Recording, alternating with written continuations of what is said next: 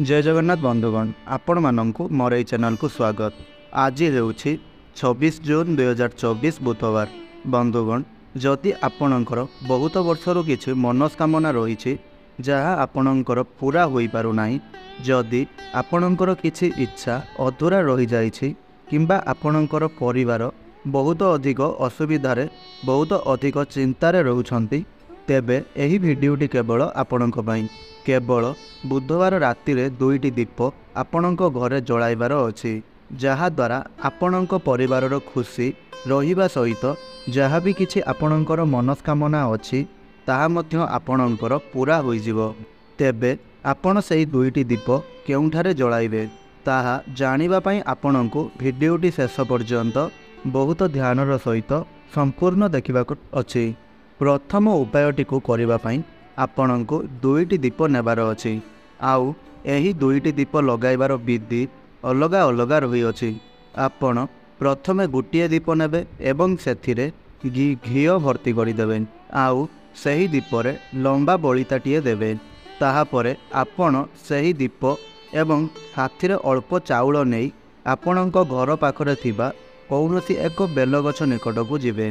सही बेलगछ मूलरे चाउल रखी ता उपरे दीप को प्रज्वलित कराइबे। आउ 2 ରୁ 3ଟି चाउल सही दीपरे पकाइदेवे। जदि आपण एतिकी उपाय को करि नउछंती आपणको केबे भी धन संपत्तिर अभाव देखादेव नाही। एही कथार ध्यान रखिबे। जेतेबेले आपण दीप को प्रज्वलित करिवे सेतेबेले आपण दीपर मुख को पश्चिम दिग को रखिबे नाही। पश्चिम दिग व्यतीत आपण अन्य 3टी दिग को दीपर मुख को रखिपारिबे। एही उपायटी को आपण करिबा द्वारा सबुबेले आपणक उपरे माँ लक्ष्मींकर आशीर्वाद कृपा दृष्टि रहिबो। वर्तमान जानंतु द्वितीय दीपटी आपण केउठी एवं किपरि लगाइबे। तेबे बंधुगण, द्वितीय दीपटी मध्य आपणको माटीर नेबार अछि। आउ सही माटीर दीपरे मध्य आपणको घी देबार अछि। हेले एथिरे आपणको लंबा बलिता बदलरे गोल बलिता देबार अछि। एतिकी करि सारिबा परे आपण सही दीप को नहीं आपण आपणक गृहरे थिबा पूजा घर को जिबे एवं सेठारे भगवान भोलानाथंकर जो शिवलिंग किंबा फोटोचित्र अछि ताहा सम्मुखरे बसिबे एवं महादेवंक शिवलिंग सम्मुखरे सही दीपटी को प्रज्वलित करिवे। आउ जलाइबा समय आपण निजर मन भितरे आपणक परिवारर समस्त सदस्य माने खुशी रे रुहंतु। आपणकर केबे भी कौनसी समस्या को नहीं जीवन रे चिंता न आसु। सदा सर्वदा आपण खुशी रे रुहंतु। आपणको धन संपत्ति प्राप्त हेउ। एहीपरि जहाँ भी किछि आपणकर मनस्कामना अछि ताहा आपण निजर मन रे कहिबे। एहीपरि भावरे प्रार्थना करी आपण एही दीपटी को जलाइबे। एहा गला प्रथम उपाय। एबे द्वितीय उपायटी आपण जानिबा पूर्वरु आपण माननकु गोटिए छोट अनुरोध। आपण आमर एही भिडियोटी को गोटे लाइक निश्चय करंतु एवं तले आसुवा कमेंट बॉक्स रे हर हर महादेव निश्चय लिखंतु। तेबे आपणको द्वितीय उपायटी करिबा पई एक पानपत्रर आवश्यकता पड़िबो। आउ आपण एही उपायटी को कौनसी व्यक्तिंकर क्रोध को समाप्त करिबा पई आपण एही उपायटी को करि परिबे। वर्तमानर दुनिया रे स्वामी स्त्री मध्य बहुत अधिक मात्रा रे झगड़ा लागू अछि। मुख्यतः वर्तमान समय रे स्वामी स्त्री मध्य कली ही सेमानंक संपर्क को दूर करिवार एक मुख्य कारण। आउ जार कारण होइथाय क्रोध। क्रोधर कारणरू सेमानंक मध्य बहुत असुविधा देखा देइथाय। जदि आपणक घरे मध्य एही भली किछि परिस्थिति रही अछि तेबे आपण गोटिए पानर पत्र आणंतु। आउ सही पान पत्र रे आपणको तिलकरे 2टी बिंदी लगाइबार अछि। गोटिए बिंदी आपण महादेवंक नाम रे लगाइबे एवं अन्य बिंदीटी आपण आपणक परिवारर जो भी व्यक्ति अधिक क्रोध करुछंती तांकर नाम एवं गोत्र नहीं करी आपण द्वितीय बिंदीटी को लगाइबे। बिंदी लगाई सारिबा परे आपणको आपणक घरे गोटे दिन पई रखिबार अछि। आउ ता परदिन आपण सही पानर पत्रटी को नहीं महादेवंकर मंदिर को जिबे एवं महादेवंकर मंदिर भीतर को प्रवेश न करी मंदिर पछपट को जाई सही पानर पत्रटी को सेठारे रखिदे आपण चली आसिबे। जो व्यक्ति नाम रे आपण ପତ୍ରରେ ତିଲକ ଲଗାଇଥିବେ ସେହି ବ୍ୟକ୍ତିଙ୍କ ସହିତ ଆପଣଙ୍କର ସମ୍ପର୍କ ବହୁତ ମଜବୁତ ହେବ। ଆଉ ତାଙ୍କ ସହ ଆପଣଙ୍କର କେବେ ବି କଳି ଝଗଡ଼ା ଲାଗିବ ନାହିଁ। ଆଉ ମଧ୍ୟ ତାଙ୍କର କ୍ରୋଧ ଧୀରେ ଧୀରେ କମିବାକୁ ଲାଗିବ। ଆଉ ଆପଣଙ୍କର ସମ୍ପୂର୍ଣ୍ଣ ପରିବାର ସବୁ ସମୟରେ ଖୁସିରେ ରହିବ। ତୃତୀୟ ଉପାୟଟି ହେଲା, ଆପଣଙ୍କ ଘରେ ଯଦି କୌଣସି ବ୍ୟକ୍ତିଙ୍କୁ ବହୁତ ଦିନ ଧରି ରୋଗ ଧରିଅଛି ଆଉ ସେଥିପାଇଁ ଆପଣ ବହୁତ ଟଙ୍କା ଖର୍ଚ୍ଚ କରିସାରିଲେଣି, ହେଲେ ସେହି ବ୍ୟକ୍ତିଙ୍କର ରୋଗ ଭଲ ହେବାର ନାମ ନେଉନାହିଁ, ତେବେ ଆପଣ ଏହି ତୃତୀୟ ଉପାୟଟିକୁ ଆପଣେଇ ପାରିବେ। ଆଉ ଏହି ଉପାୟଟିକୁ କରିବା ପାଇଁ ଆପଣଙ୍କୁ ଦୁବର ଆବଶ୍ୟକତା ପଡ଼ିବ। ଏହି ଉପାୟଟିକୁ ମଧ୍ୟ ଆପଣ ଆପଣଙ୍କର ଘରେ କରିପାରିବେ। ତେବେ ଏହି ଉପାୟଟିକୁ କରିବା ପାଇଁ ଆପଣଙ୍କୁ 5ରୁ 7ଟି ଦୁବ ଘାସ ନେବାର ଅଛି। ଆଉ ଏହା ସହିତ ଆପଣଙ୍କୁ 1 ଲୋଟା କ୍ଷୀର ନେବାର ଅଛି। ଏହାପରେ ଆପଣଙ୍କୁ ସେହି କ୍ଷୀରପୂର୍ଣ୍ଣ ଲୋଟାରେ ସେହି 5ରୁ 7ଟି ଦୁବକୁ ପକାଇ ଦେବାର ଅଛି। ଏହାପରେ ଆପଣ ସେହି ଲୋଟାଟିକୁ ନେଇ ଆପଣଙ୍କର ଘର ପାଖରେ ଥିବା କୌଣସି ବରଗଛ ହେଉ କିମ୍ବା କୌଣସି ଓସ୍ତ ଗଛ ହେଉ ତାହା ପାଖକୁ ଯିବେ।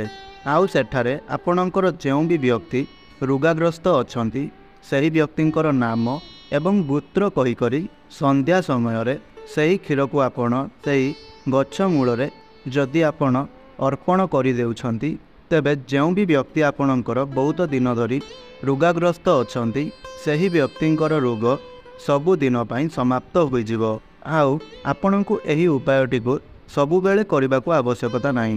ଏହାକୁ କେବଳ ଆପଣ କୌଣସି ଏକ ବୁଧବାର କିମ୍ବା କୌଣସି ଏକ ଶନିବାର ଦିନ ଆପଣ କରିପାରିବେ, ଯାହାଦ୍ୱାରା ଆପଣଙ୍କର ଯେଉଁ ବି ବ୍ୟକ୍ତିଙ୍କର ରୋଗ ରହିଅଛି ବା ବେମାରରେ ପଡ଼ିଛନ୍ତି ସେହି ବ୍ୟକ୍ତିଙ୍କର ରୋଗକୁ ଆପଣ ଅତି ସହଜରେ ସମାପ୍ତ କରିପାରିବେ।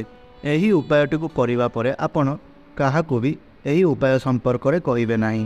ଚତୁର୍ଥ ଉପାୟ ବା ଶେଷ ଉପାୟଟି ହେଲା ଆପଣଙ୍କର ମନସ୍କାମନାକୁ ପୂରଣ କରିବା ପାଇଁ ଏବଂ ଆପଣଙ୍କର ଧନ ସମ୍ପତ୍ତିକୁ ବୃଦ୍ଧି କରିବା ପାଇଁ।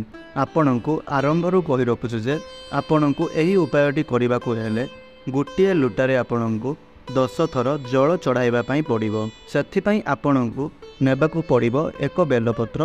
ତାପରେ ଆପଣଙ୍କୁ ଏକ ଜଳପୂର୍ଣ୍ଣ ତମ୍ବାର 1 ଲୋଟା ନେବାର ଅଛି। ସେହି ଲୋଟା ଏବଂ ବେଲପତ୍ରକୁ ନେଇ ଆପଣ ଆପଣଙ୍କ ଘର ପାଖରେ ଥିବା କୌଣସି ଏକ ଶିବ ମନ୍ଦିରକୁ ଯାଆନ୍ତୁ। ତାପରେ ଆପଣ ଆପଣଙ୍କ ସାଥିରେ ଯେଉଁ ବେଲପତ୍ରଟି ନେଇଥିବେ ସେହି ବେଲପତ୍ରଟିକୁ ଆପଣ ଭଗବାନ ଶିବଙ୍କର ଶିବଲିଙ୍ଗର ସବୁଠାରୁ ପ୍ରିୟ ପୁତ୍ରୀ ଅଶୋକ ସୁନ୍ଦରୀ ସ୍ଥାନରେ ସେହି ବେଲପତ୍ରଟିକୁ ରଖିବେ।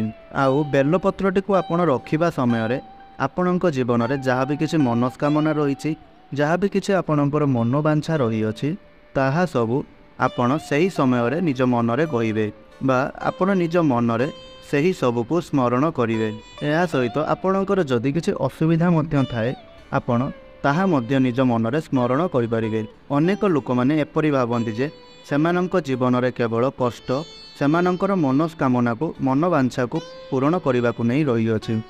ହେଲେ କଷ୍ଟ କେବଳ ଗୋଟିଏ ପ୍ରକାରର ହୋଇନଥାଏ।